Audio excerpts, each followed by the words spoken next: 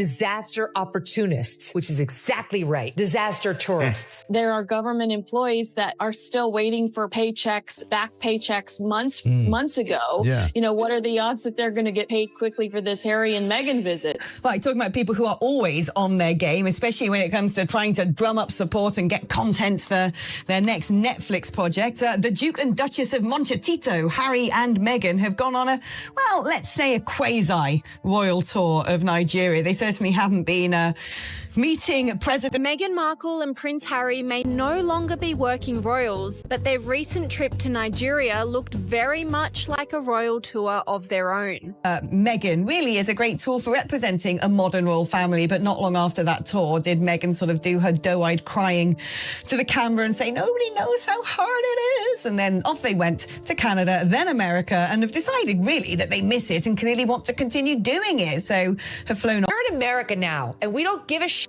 about you. You're not our fucking prince. You'll never be king. We hate your wife. Stay at home in your $29 million mansion, all right? This is a pattern for her. It's not about charity. It's about her image. Running around like a rival royal family, trashing their family, trashing the monarchy. They're not there on the behalf of the British government. They're there at the invitation of the Nigerian government. Some people think that this is a bit risky. You know, when you're not there on behalf of say, the British Home Office, you're kind of at the whims of your host. And there is concerns that maybe Harry and Meghan could be, they like to control. This is the same woman who said, I never even considered my blackness until the British tabloids started to make a thing out of it. Now she's like, I am Nigeria. Fellow women, hear me roar. But wanting to exploit their royal titles, I think it stinks. And I think what King Charles should do, he should just strip them of the titles. Let them go off and be, celebrities, that's fine. But don't do it in the name of our royal family. To be honest, and very, very entitled. Harry and Meghan, they have an issue when it comes to their memory and when it comes to the truth. She is relentless, she is shameless, and she is exhausting. You are not a successful female entrepreneur. Meghan Markle and Prince Harry may no longer be working royals, but the way their Nigeria visit played out made it look like they were trying to run a royal tour on their own. This story hit hard because the reaction was not warm, subtle, or easy to ignore. What was once framed as a meaningful connection with Nigeria... She was an actress, she's not anymore. She basically travels around the world smiling and making sort of, So many of the locals are enraged over the fact that their government is going to be paying for the security of Harry and Meghan. Now looks, to many critics, like a relationship that cooled off fast. That is why the backlash stings so much. Harry and Meghan were celebrated during that earlier trip, but now the mood around any possible return feels very different, and people are asking what changed so quickly. And this is where the drama really kicks in. The chatter around their Nigeria links is no longer being treated like a feel-good headline. It has turned into a debate about image, influence, and whether celebrity-style visits are being mistaken for something more official than they really are. That shift alone is a brutal one. So what went wrong? Why did a trip once praised by supporters end up drawing so much criticism later on? According to many voices in the backlash, Harry and Meghan went from being welcomed guests to figures viewed with deep suspicion, and that turn happened fast. For critics, the issue was never just about whether they visited Nigeria again or not. It was about what their presence represented. Because Harry and Meghan are no longer acting on behalf of the monarchy, every public appearance like this gets judged in a completely different way. The Nigerians were thinking, well, this is a bit of a waste of public money. This is not like we're courting a state that can help us with resources. This is kind of like a faux royal couple that are there to kind of boost their image. There is no official palace role, no formal diplomatic status, and no clear government mandate behind them. That matters, and a lot of people were not letting that slide. Back in 2024, their Nigeria visit got huge attention and was packaged in a way that felt major, polished, and headline-ready. But to many observers, the whole thing looked less like a serious cultural exchange and more like a carefully staged image campaign. That criticism did not stay quiet for long. Some saw the trip as inspiring.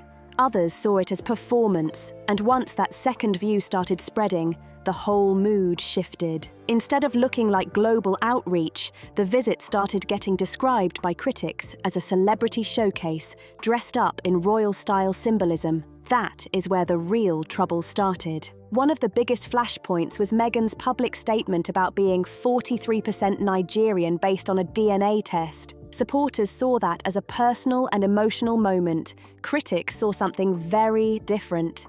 To them, it felt too neat, too media-friendly, and too shallow for something tied to identity, heritage, and national pride. That is why the reaction got so messy. What Meghan may have intended as a warm point of connection ended up being mocked in some corners and seriously questioned in others. For many Nigerians online, it did not land as a powerful cultural moment. It landed like a flashy headline built for attention, and that is where the temperature really shot up. Critics argued that cultural identity is not something you can reduce to a percentage, roll out on stage, and turn into a brand beat. That complaint hit hard because it tapped into a deeper frustration about outsider performances, surface-level symbolism. For one reason, to get their faces back on camera and to improve their image. They want people to think well of them, so they decide, you know what they really need? Us. What they need is us. And public figures stepping into spaces they do not fully understand. Meghan wearing Nigerian fashion, appearing at events, dancing at ceremonies, and smiling for cameras created striking visuals, no doubt about that. But strong visuals alone were never going to silence the criticism. A lot of people were looking for depth, context, and real engagement, and many of them felt they did not see enough of it. That is why the accusations of being performative kept spreading. Critics said the visit looked polished on the outside, but thin underneath. They questioned whether there was any serious effort to engage with Nigeria's history, internal complexity, or traditional structures beyond what looked good on camera. That criticism was sharp, and it did not go away. One line that summed up that frustration came from a critic who argued, "You don't get to wrap yourself in African identity only when it suits your brand." That kind of quote is exactly why this story kept growing. It captured the feeling that the visit may have meant one thing to Harry and Meghan, but something very different to the people watching closely. Then came the issue of scale, image, and expectations. Reports and commentary around the trip described heavy security, media visibility, luxury arrangements, and a presentation style that many felt looked too grand for private citizens with no official state role. And that is where the royal tour comparison started getting weaponized against them. To critics, that setup looked crazy. They asked why two non-working royals were moving with that much ceremony, that much camera attention, and that much prestige. The argument was simple. If this is not an official diplomatic visit, why does it look like one? That question hit like a hammer. Some commentators went even further. Just went off on these, what did she call them? Queen's husband was dying, and she went on Oprah and suggested one or both of them are raging racists. She couldn't have cared less. She doesn't care about anyone other than herself, and I include Harry in that. She cares about her image. That's why she's there. And said the whole thing looked like a self-made version of royalty, with all the styling and none of the constitutional responsibility. That is a brutal charge, but it is exactly the kind of language driving this backlash. It paints the visit not as service, but as spectacle. Another sore point was who they met and who they reportedly did not. Critics argued that while Harry and Meghan were seen with selected figures in highly visible settings, many traditional power structures and major cultural authorities were either bypassed or not meaningfully included. That fed the claim that the visit was selective, safe, and tightly managed for optics. And once people started using words like cherry-picking, the damage got worse. Because that suggests not just bad judgment, but careful image control. It gave critics room to argue that the Sussexes were choosing settings that supported the story they wanted to tell, while avoiding the deeper and messier parts of real cultural engagement. That kind of criticism cuts deep because it turns every smiling photo into a question mark. Were these moments real bridges, or just polished scenes for a larger media narrative? Were they there to connect or to be seen connecting? Once those questions start flying, every image starts looking different. Behind all of this is a bigger issue that makes the whole thing even more explosive. Harry and Meghan are still globally famous, still heavily covered, and still able to command attention almost anywhere. But fame is not the same thing as legitimacy. and that gap is exactly what this controversy exposed in a harsh way. To critics, Nigeria was not just reacting to two famous visitors, it was pushing back against what they saw as an attempt to use the country's image, culture, and prestige as part of a personal brand story. That is why the backlash feels bigger than one trip. It touches identity, protocol, symbolism, and power all at once, and the fallout did not stay local. Once media voices, cultural commentators, and royal watchers started piling on, the story grew into something much bigger. The language got harsher, the tone got meaner, and the narrative became brutal. Suddenly, this was no longer being framed as a goodwill effort gone awkward. It was being painted by critics as a vanity play that blew up in public. That is a nasty image, and it is one that keeps following them. Because once a visit gets branded as style over substance, every next move becomes harder to defend. Every speech sounds more rehearsed, every photo looks more strategic, and every claim of good intention gets hit with side-eye. And then there is Meghan's 43% Nigerian moment again, because that was clearly meant to be a headline maker. Her team seemed to understand the emotional and symbolic power of that statement right away. It had story value, identity value, and huge PR value. But that same moment also became the easiest target for critics who felt the whole trip was too polished and too self-focused. Reports and commentary suggested there were ideas floating around for broader storytelling tied to that identity angle, including media projects and empowerment themes. But that is where the criticism got even colder, because many people felt those ideas sounded more like branding than service, more like rollout than relationship. And that is the core of why this blew up the way it did. To supporters, Harry and Meghan were building bridges. To critics, they were building content. Those are two very different readings. And the second one is the reason this story keeps getting hotter instead of dying down. In the end, the harshest summary of the backlash came from critics who believed the visit was heavy on cameras and light on substance. As Nigerian columnist Lou Oy put it, they came with cameras, not commit men. They walked away with headlines, not real partnerships, and that is the part critics cannot stop pointing at. In their eyes, this was never really about building bridges or creating something lasting. It was about creating shiny brand moments, grabbing attention, and turning a high-profile visit into another polished chapter for the Sussex image machine. So when the Nigerian government reportedly said no to more of that energy, critics say this was not about timing, calendars, or travel logistics.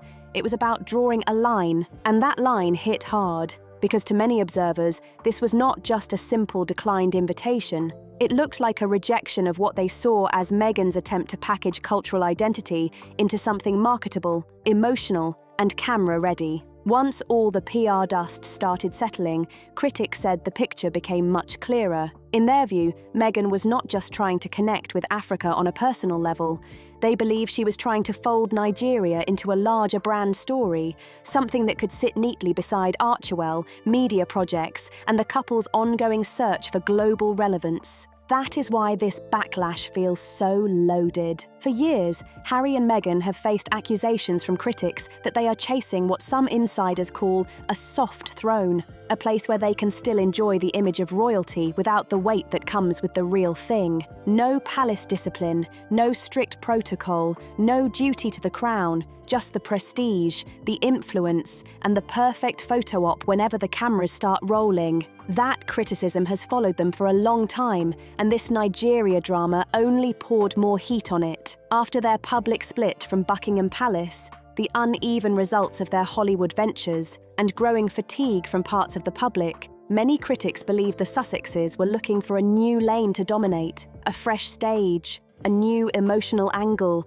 another way to position themselves as global figures with meaning and soft power. In that reading, Nigeria was not just a destination, it was an opportunity, a blank slate, a place where symbolism, identity, and media attention could all work in their favour at the same time. But that is exactly why critics say it blew up in their faces. Because Nigeria is not a playground for celebrity reinvention, and that message came through loud in the reaction. Critics argue that the country is far too important, too proud, and too culturally rich to be treated like a backdrop for someone else's image refresh. To them, that is what made this whole episode feel especially disrespectful. This was not just another glamorous stop on a soft-focus global tour. This involved history, heritage, and national pride, and those are not things people take lightly. Reports and commentary around the situation suggest the pushback was not impulsive,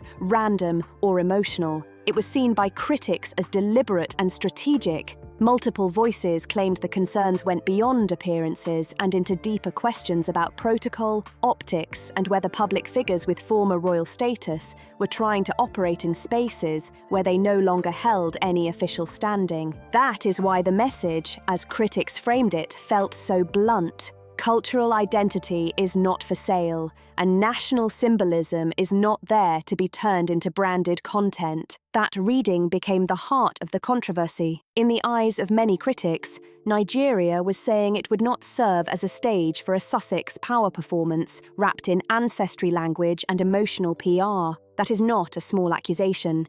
It turns the whole story from a celebrity controversy into something much bigger.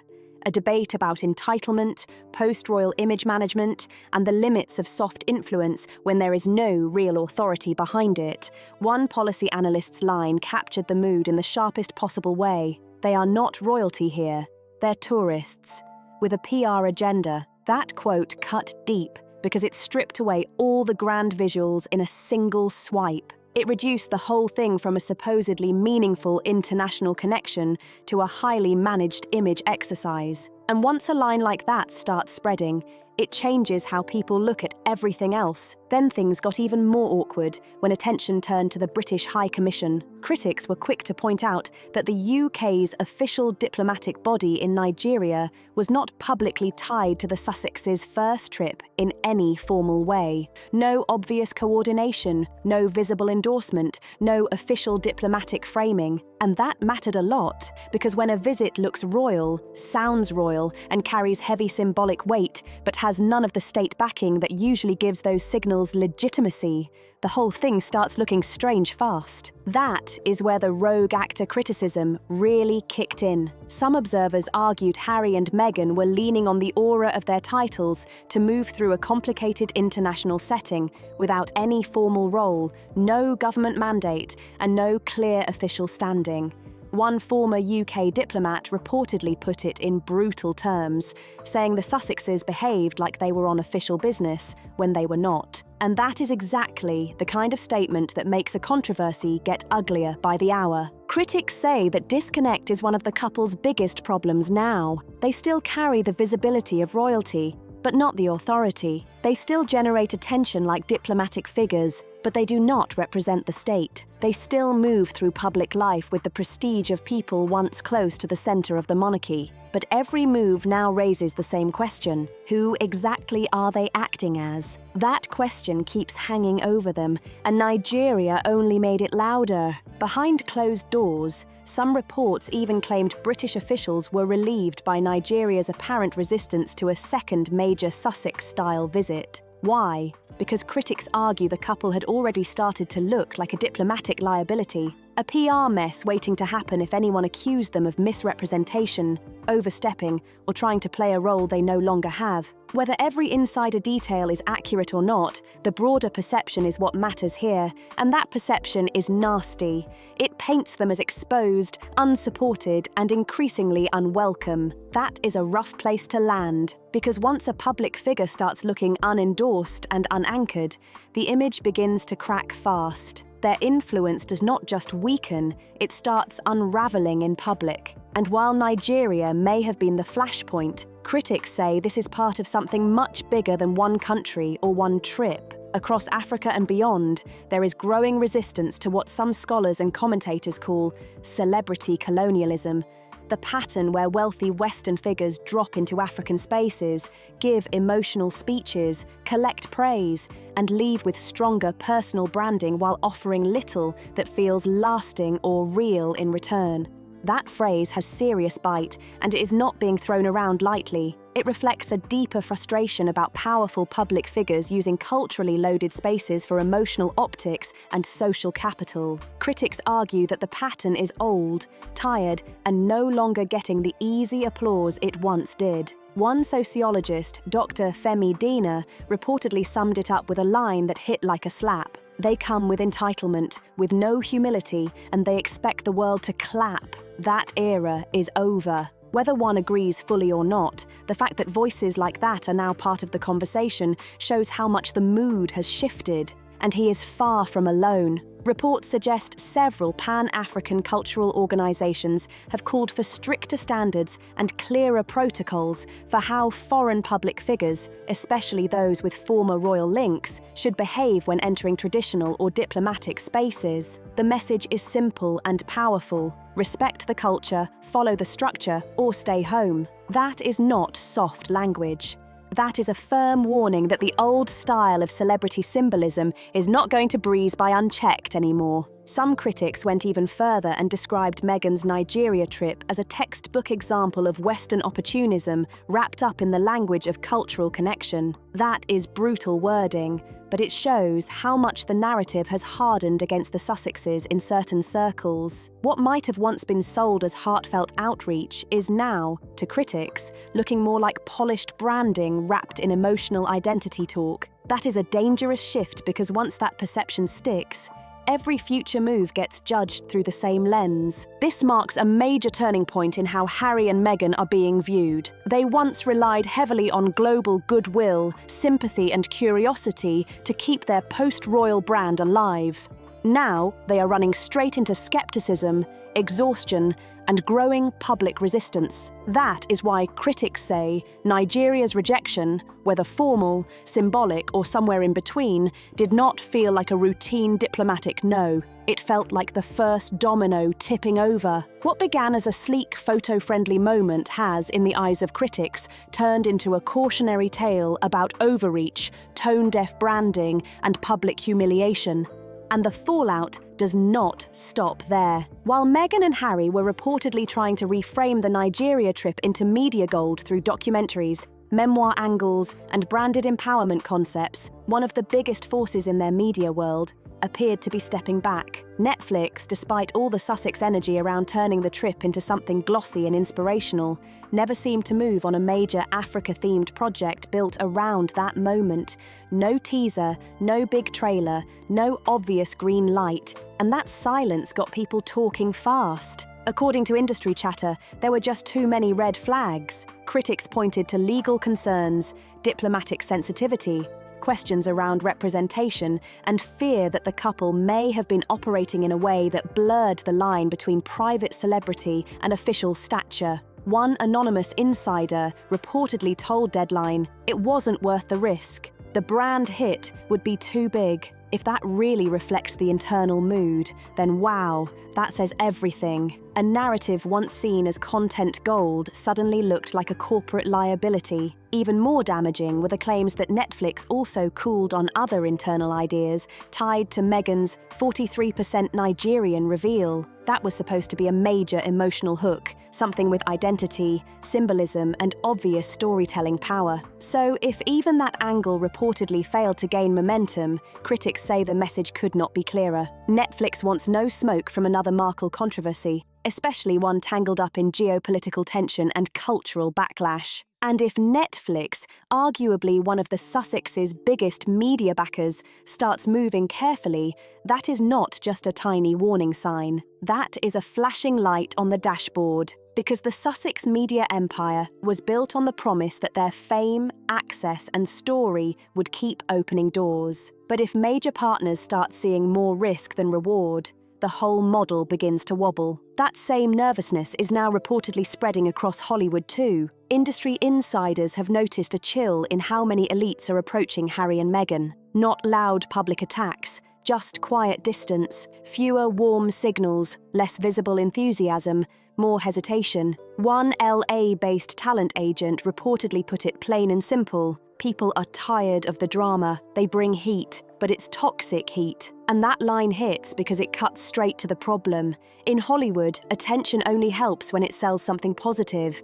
If the controversy starts drowning the work, that heat turns poisonous fast. That is the reality settling in around them now. The industry mood has shifted from excitement to caution. The question is no longer whether Harry and Meghan are famous enough to attract attention. Of course they are. The question now is whether anyone still believes they can build something stable, creative, and worth the risk without the chaos swallowing it whole. That is a much uglier conversation, and it is one that keeps coming up. Even once friendly circles are being viewed through that harsher lens. Rumours of silence from former allies, whispers that key publicists have moved on to less volatile clients, and talk that some high-level boardrooms now see the Sussexes as too risky to sponsor all add up to the same brutal picture. Once marketed as a limitless global power couple, they are increasingly being discussed as a warning sign for overexposure, weak delivery, and non-stop controversy. And that may be the hardest part of all, because mockery is one thing, bad press is another. But once brand executives start deciding a couple is too unpredictable to pitch, too risky to insure, and too unstable to build campaigns around, the damage moves from gossip into business reality. That is when the game really changes. So yes, this story is bigger than one trip, one headline, or one awkward backlash. In the eyes of critics, it is a turning point, a stress test. A revealing moment where the Sussex image machine ran into a wall and could not charm its way through it. Nigeria did not just become another chapter in their global story. It became the place where that story started looking shaky in a whole new way. If this fallout keeps growing, the damage will not stop with one rejected narrative or one stalled project. It could shape how every future move they make is judged from here on out. And that is why people are watching so closely. Because what comes next may decide whether Harry and Meghan still have real brand power left, or whether the shine is finally wearing off for good. If you made it this far, drop your thoughts in the comments and let everybody know where you stand on this drama. And if you want more royal fallout, more media shakeups, and more headline-making twists, make sure you like this video, subscribe to the channel, and turn on notifications so you never miss the next update.